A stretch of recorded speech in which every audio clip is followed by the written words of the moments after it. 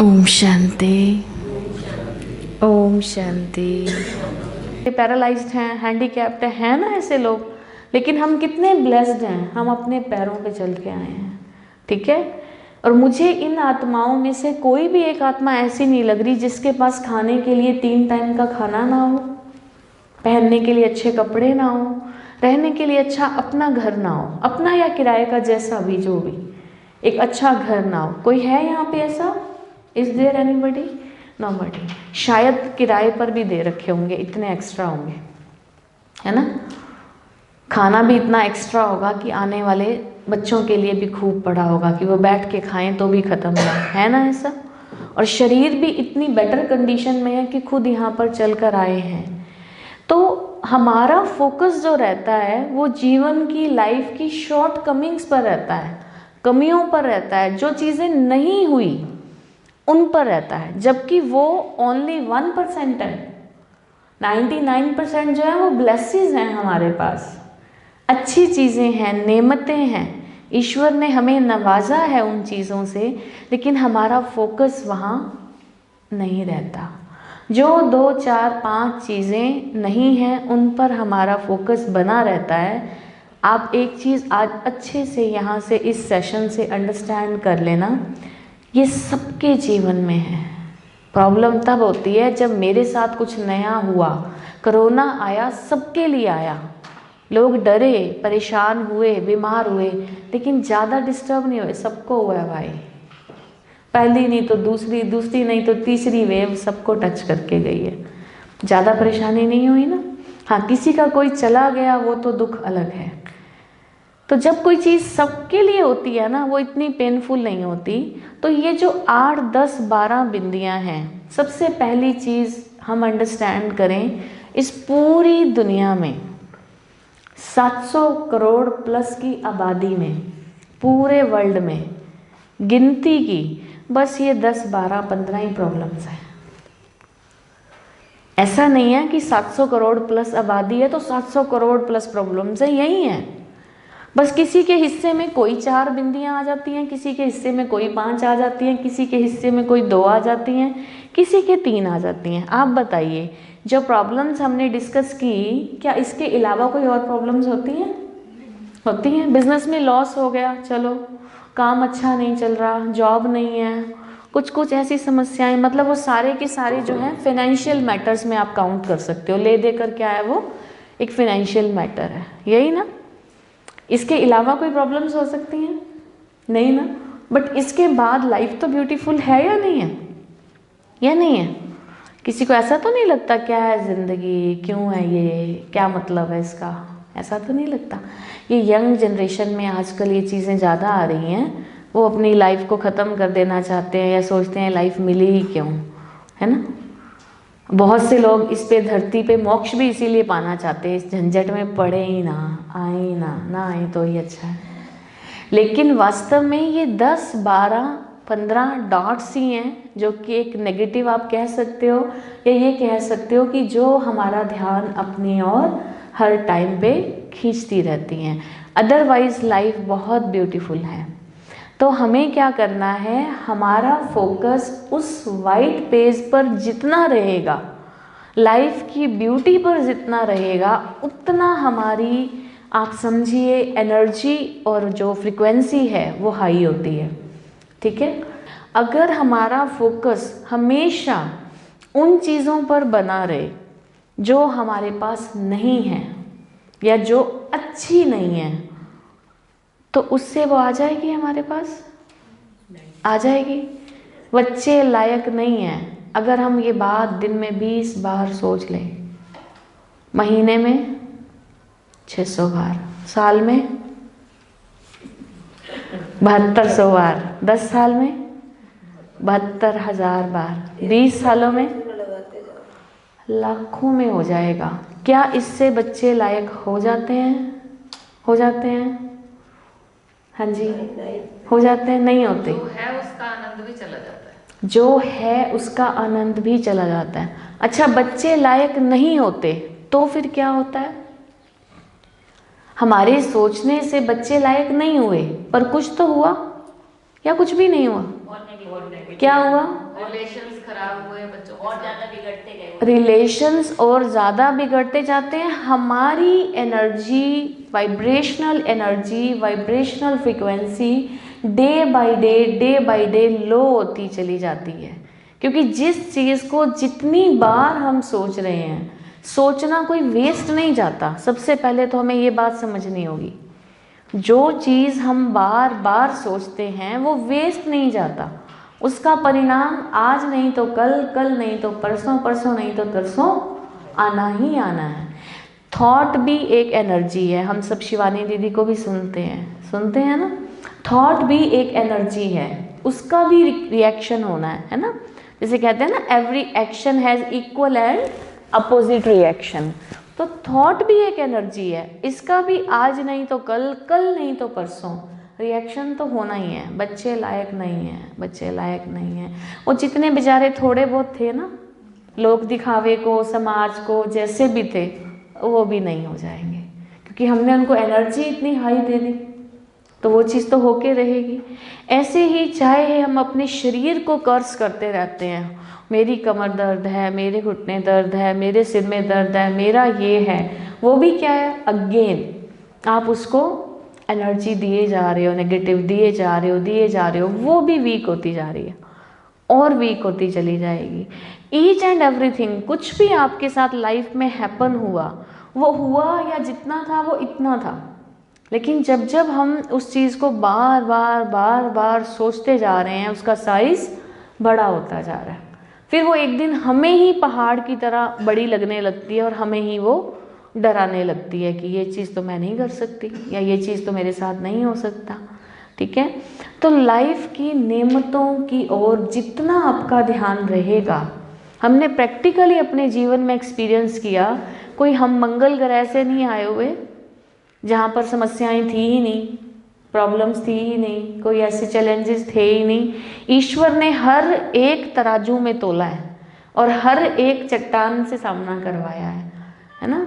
ऐसा नहीं है कि हम लोगों को कोई, जैसे बोलते हैं, गोल्डन स्पून इन माउथ या फूलों की सेज पर जिंदगी। No, not at all. हर हार्ड से हार्ड चैलेंज से ईश्वर ने पार करवाया। ठीक है, चाहे उसमें 20-22 साल की एज में माँ की डेड बॉडी देखना हो, चाहे उसमें लगातार 15-15 साल तक की झेली गई बीमारियां हों, ठीक है, चाहे सारे फाइनेंशियल चैलेंजेस हों, चाहे कंपटीशन फेस करना हो, कुछ भी, ईच एंड एवरीथिंग ईश्वर ने हर चीज़ से निकाला है। लेकिन निकल क्यों पाए और फिर भी पॉजिटिविटी क्यों मेंटेन कर पाए? एक ही था कि हमेशा ब्लेसेस पर, नेमतों पर नज़र रखी, फोकस रखा। जीवन में जो ये प्रॉब्लम्स आती हैं, ये हमारे कोई पास्ट कार्मिक अकाउंट होते हैं, कर्मा थ्योरी होती है। सपोज बीमारी ही है, आज कोई व्यक्ति कहे भी मुझे ये बीमारी क्यों, आपको ये वाली है, दूसरे को कोई और है उसको भी, उसको कोई और है उसको भी, इधर भी है। ये जितने बैठे हैं सबको कुछ ना कुछ है, तभी इस कैंप में आए हैं, तभी आए हैं। और सिर्फ ये नहीं, बाहर निकलो, पीछे जाओ, आगे जाओ, सड़क पे जाओ, कहीं भी जाओ, सबको कुछ ना कुछ है। आज कोई भी नहीं बचा हुआ। ठीक है, हाँ, बस ये फ़र्क होता है कि बिंदियाँ चेंज हो जाती हैं। इनको हेल्थ की हो सकती है, इनको रिलेशन की हो सकती है, इनको पैसे की हो सकती है, ठीक है, उनको कोई घाटे नफ़े की हो सकती है, किसी पे कर्ज हो सकता है, किसी के बच्चे की हो सकती है, किसी की सास की हो सकती है। प्रॉब्लम सबको है। स्वीकार है, स्वीकार है कि सबको है, कोई रिजेक्शन तो नहीं है इस बात में। ठीक है, कोई किंतु परंतु, प्रॉब्लम सबको हैं और रहेंगी, ये भी फाइनल है। क्यों, क्या ज़रूरी है प्रॉब्लम्स का रहना या होना? हाँ जी, लाइफ का एंजॉय नहीं रहेगा, पॉजिटिव का पता कैसे चलेगा? दूसरी बात देखिए, सतयुग त्रेता युग में प्रॉब्लम्स नहीं होती, लाइफ को एंजॉय वो लोग भी करते हैं, है ना। ठीक है, ये बात बहुत सही है। जब तक भूख ना हो खाने का मज़ा नहीं आता, प्यास ना हो पीने का मज़ा नहीं आता। एक मेरा इसमें ये सवाल मुझे पहले भी आ रहा था, ये चीज भी हम सत्युग त्रेता में इतना सुख भोगते हैं, ठीक है, वो सारी चीज भी संगम पर बाबा हमें बताते हैं, और यहाँ हमारे पास दुख है, बातें हैं, तब हम उसको बता पा रहे हैं। बिल्कुल, उस समय में हम सभी सुखी हैं, सभी तो हमें इक्वली, क्या ज्ञान है ये सुख है? बिल्कुल, हमें ज्ञान तो नहीं है ये सुख है, बिल्कुल बिल्कुल आनंद है, बस ठीक है, बिल्कुल कंपैरिजन है ना, गर्मी है तो सर्दी का पता है, सर्दी है तो गर्मी की भी कदर है कि इतनी ठंड भी नहीं सहन होती तो गर्मी भी चाहिए। लेकिन आप मान के चलिए ये सब क्यों है, कारण, इसके पीछे कारण क्या है? सभी को प्रॉब्लम्स हैं, सभी को चैलेंजेस हैं, कोई ना कोई है, क्यों है? रीज़न कर्मा फिलॉसफी है ना, कहते हैं कोई ना कोई हमारे कर्म ऐसे हैं। एक चीज़ और, सबके ही कर्म ऐसे हैं, सबका अपना अपना पार्ट है। पार्ट भी है, वो भी ठीक है, सबका ही है। 63 जन्मों का खाता है ना। टाइम कौन सा चल रहा है? अंतिम समय कलयुग। मेन आंसर इज टाइम कौन सा चल रहा है? कलयुग हम कह रहे हैं। कौन से युग में बैठे हैं हम? हाँ जी, कौन से युग में बैठे हैं? क्लियर है? सब बताइए कौन सा युग चल रहा है दुनिया के हिसाब से? चलो बीकेएस के लिए थोड़ा चेंज हो सकता है, कलयुग चल रहा है। पहले कौन से युग बीते हैं? सतयुग बीत गया, त्रेता बीत गया, द्वापर बीत गया, अभी कौन सा युग चल रहा है? कलयुग। कलयुग की एब्रीविएशन क्या होती है, फुल फॉर्म क्या होती है कलयुग की?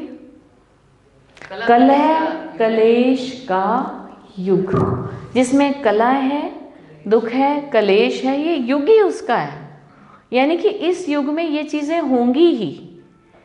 तो ये है रीज़न कि सबको कुछ ना कुछ रहेगा।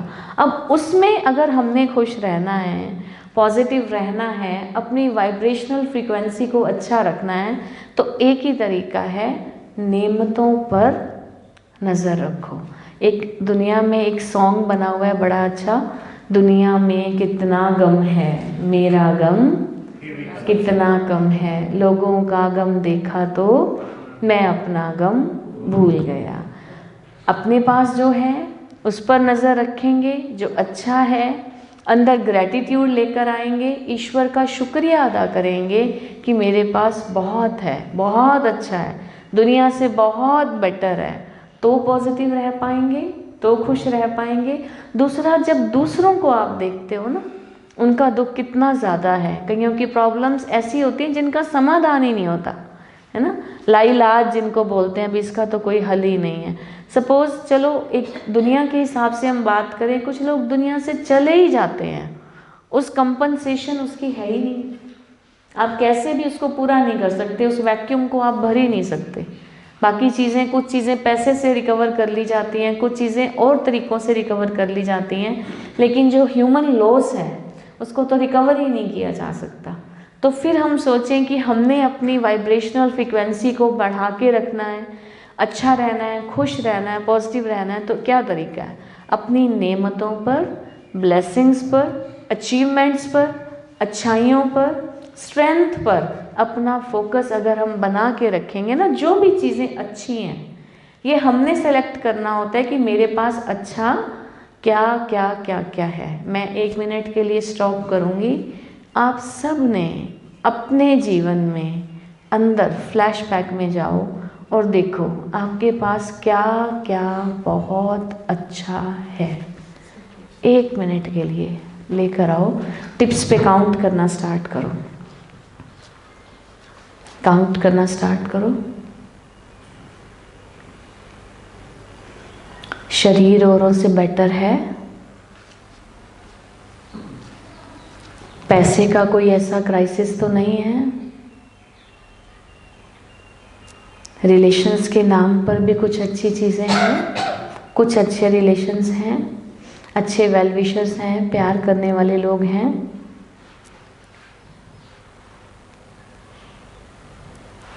एसेट्स के नाम पर कुछ अच्छी चीज़ें हैं।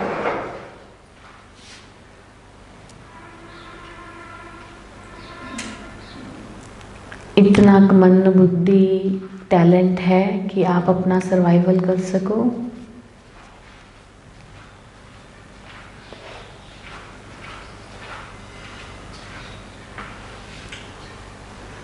बेसिक अच्छी चीज़ें जो एक लाइफ के लिए चाहिए वो सब हैं, बेसिक फैसिलिटीज़ हैं।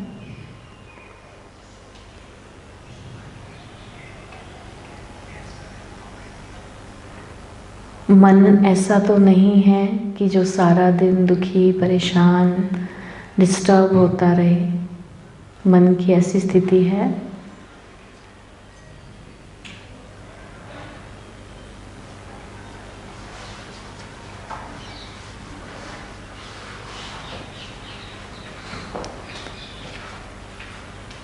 आध्यात्मिकता में इतनी रुचि है कि परमात्मा का नाम लेना अच्छा लगता हो, उसके लिए समय निकालना अच्छा लगता हो, सेवा सिमरन करना अच्छा लगता हो। Open your eyes.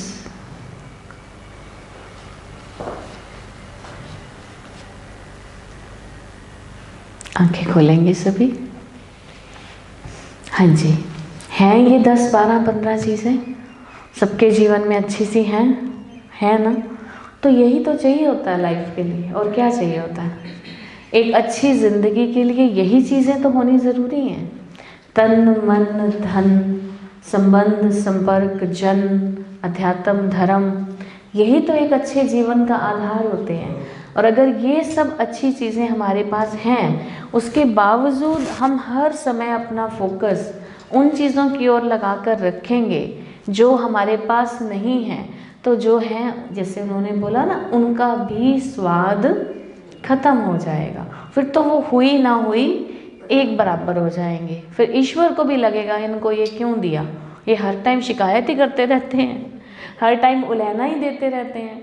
जब भी आप कभी मेडिटेशन करते हैं, प्रार्थनाएं करते हैं, और आप हमेशा उलहना ही देते रहें, ये नहीं है मेरे पास, ये अच्छा नहीं है, ये नहीं है, कईयों की तो भगवान से भी लड़ाई हो जाती है। होती है? कभी हुई है? किसी की हुई है? हुई है, एक माता की थोड़ी हुई है ना? जो चीज़ नहीं थी उसके लिए तो ईश्वर सोचते हैं मैंने बाकी 10 दे के गलती कर ली क्या? 10 अच्छी भी तो दी हैं, उसके लिए तो कभी शुक्राना किया नहीं है। जो एक आधी कम है या खराब है, उसके लिए हर टाइम उलहना देते रहते हो। ठीक है? तो इसीलिए ये बेस्ट लिविंग वे ये है, इससे आपके अंदर धीरे धीरे धीरे धीरे पॉजिटिविटी आएगी। देखिए, आपको एक बात और बताते हैं, जो नहीं है उनके लिए एफर्ट करें, उनको ठीक करने की कोशिश करें। बट कई बार कोशिशों के बावजूद भी जब वो ठीक नहीं होती, तो हम सारी ज़िंदगी क्या उनके ठीक होकर खुश होने का इंतज़ार करते रहेंगे? ये ठीक होंगी तो मैं खुश होऊंगा या होंगी? अगर ऐसा करते रहेंगे तो आप मान लीजिए आप कभी खुश नहीं रह सकेंगे, क्योंकि वो ठीक होंगी कुछ और आ जाएगा, फिर वो ठीक होंगी फिर कुछ और आ जाएगा। तो खुशी को तो एक नेचर बनाना पड़ेगा, एक टेंडेंसी बनाना पड़ेगा, जो है उसमें खुश रहना, उसको एंजॉय करना। ठीक है? बाकी ये डॉट्स पूरे वर्ल्ड में सबके पास हैं, सबकी अपनी अपनी हैं, और ये ऐसे ही चलती रहेंगी। अब मान लीजिए एक चीज़ इनके पास अच्छी है, वो इनके पास नहीं है, जो इनके पास है वो इनके पास नहीं है, तो ये तो चलता रहेगा। तो हमें क्या करना पड़ेगा? अपने फोकस को वहीं पर लाना पड़ेगा। तो आज अभी 1 मिनट में जैसे आप सब ने विजुअलाइज किया कि आपकी लाइफ में क्या क्या बहुत अच्छा है, तो एक हैबिट क्रिएट करनी है। हम जब मेडिटेशन में बैठेंगे तब भी हम उन चीज़ों के लिए ईश्वर का शुक्रिया करेंगे कि हमने उन्हीं चीज़ों पर अपना ध्यान बनाकर रखना है। सुबह से लेकर रात तक, दिन में जब जब भी आप एक अच्छा खाना खाते हैं, आपकी टेबल पे बहुत अच्छा खाना खाया, ऑनेस्टली बताना कौन कौन शुक्रिया करता है? 50% करते हैं, बाकी 50% आया और खा लिया। सबको तो अच्छा खाना नहीं मिलता, सबको अच्छा खाना नहीं मिलता। बंगाल में, बिहार में, कोलकाता वाली साइड बहुत से लोग 3 दिन में एक बार खाना खाते हैं। Do you know? Poverty ratio इतना हाई है, कपड़े शरीर पर तन ढकने के नाम पर एक आधी पतली सी चुन्नी होती है लेडीज़ के पास, पतला सा साड़ी जैसा सा एक आधा, और बच्चे तो ऐसे ही घूम रहे होते हैं, बहुत से बच्चे तो ऐसे ही घूम रहे होते हैं। तो लोगों को ढंग की दाल रोटी भी नहीं मिलती है। हम लोग लकी हैं कि हम हरियाणा में बैठे हैं। हरियाणा एक एग्रीकल्चरल बैकग्राउंड रिच है, यहाँ का हेरिटेज काफ़ी रिच है, यहाँ पर इस तरह के अभाव नहीं है। परंतु भारत की कितनी परसेंट, मोर देन 40% आबादी जो है वो पॉवर्टी लाइन से नीचे है। तो क्या हमें थैंकफुल नहीं होना चाहिए कि ईश्वर ने हमें इतना अच्छा पहनने के लिए दिया है, इतना अच्छा खाने के लिए दिया है, इतना अच्छा रहने के लिए दिया, ना सिर्फ अपने लिए, पता नहीं कितनों को हम दे सकते हैं। तो वी शुड बी थैंकफुल ना। घर से बाहर निकलते हैं, हमारे पास व्हीकल हैं, गाड़ियाँ हैं, कितनी फैसिलिटीज़ हैं, अच्छे घर हैं, गर्मियों में एसी हैं, काम करने के लिए सर्वेंट्स हैं। क्या ये काफ़ी नहीं है उसका शुक्रिया करने के लिए? और अगर हम इनके बावजूद भी उसका शुक्रिया नहीं कर सकते तो फिर हमें उनकी ओर देख लेना चाहिए जो इनके लिए स्ट्रगल कर रहे हैं। बहुत से लोग 2 टाइम की रोटी के लिए स्ट्रगल कर रहे हैं, बहुत से लोग अपना कर्जा चुकाने के लिए स्ट्रगल कर रहे हैं, बहुत से लोग अपनी मंथली एक्सपेंसेस निकालने के लिए, जो उनके घर चलाने के लिए 10-20 हज़ार रुपये, उनको 30 हज़ार रुपये चाहिए होते हैं, उसके लिए स्ट्रगल कर रहे हैं। तो हम उनकी ओर देख लें तो हमें अपने आप ही लगेगा कि ईश्वर ने हमें कितना कुछ दिया है। ठीक है। और इसके पीछे एक यूनिवर्सल लॉ भी काम करता है, the more we are thankful for, the more we attract the things to be thankful for. जितना हम थैंकफुल होते हैं उतना हम अट्रैक्ट करते हैं टू बी थैंकफुल फॉर, और ऐसी चीज़ों को जिनके लिए हम उसका धन्यवाद कर सकें। और the more we are complaining for, the more we attract the things to be complaining for. और जितनी हम शिकायतें करते हैं उतना हम अट्रैक्ट करते हैं चीज़ों को। कौन सी चीज़ों को? जिनकी हम और कंप्लेंट कर सकें। इसीलिए आप देखेंगे जो पॉजिटिवली ईश्वर का शुक्रिया करते हैं उनके जीवन में शुक्रिया करने वाली चीज़ें बढ़ती जाती हैं, और जो सारा दिन शिकायतें करते हैं उनके जीवन में शिकायतें करने वाली चीज़ें बढ़ती चली जाती हैं। क्योंकि हमने शुरू में क्या डिस्कस किया, जो यहाँ पर थॉट्स रेडिएट हो रहे हैं वही चीज़ एनवायरनमेंट में जा रही है, वही हमारी मैग्नीफाई होनी शुरू हो जाती है। तो इसीलिए हमेशा count your blessings, focus on your blessings. जो कुछ आपको अच्छा मिला है उस पर अपना फोकस बनाकर रखें, और जितना पॉसिबल हो सके एवरी टाइम ईश्वर का शुक्रिया शुक्रिया शुक्रिया। एक भक्ति में गीत भी बना हुआ है, मुझे तुमने दाता बहुत कुछ दिया है, तेरा शुक्रिया है, तेरा शुक्रिया है। और आप एक चीज़ और फील करके देखना, जो भी सोल्स ग्रेटफुलनेस की स्पिरिट में रहती हैं, ईश्वर का शुक्रिया अदा करने की स्टेट में रहती हैं, अंदर से कंटेंटेड होती हैं कि ये भी बहुत अच्छा है, ये भी बहुत अच्छा है, ये भी मुझे बहुत अच्छा मिला है। आप कभी उनके पास बैठ के देखना, आपको बड़ा अच्छा वाइब्रेंट, रेडिएंट, एनर्जाइज्ड फील होता है, बिकॉज उनके अंदर ग्रेटफुलनेस है। और जिनके अंदर कंप्लेंट्स होती हैं, आप कभी उनके भी पास बैठ के देखना, कैसा फील होता है? लो लो लो एनर्जी फील होती है कि इनके पास बैठ के ना अच्छा सा नहीं लगता, सारा दिन रोना ही रोते रहते हैं, है ना। मेरी बहू अच्छी नहीं है, मेरा बेटा अच्छा नहीं है, मेरे पास ये नहीं है, मुझे ये नहीं मिला, वो नहीं मिला। तो वो क्या है? अल्टीमेटली आपकी वाइब्रेशनल फ्रीक्वेंसी को अप एंड डाउन करने वाली चीज़ें। आज से बनाएंगे इस कैंप में, आपने बहुत सारी हैबिट्स चेंज करनी है, पता है आपको।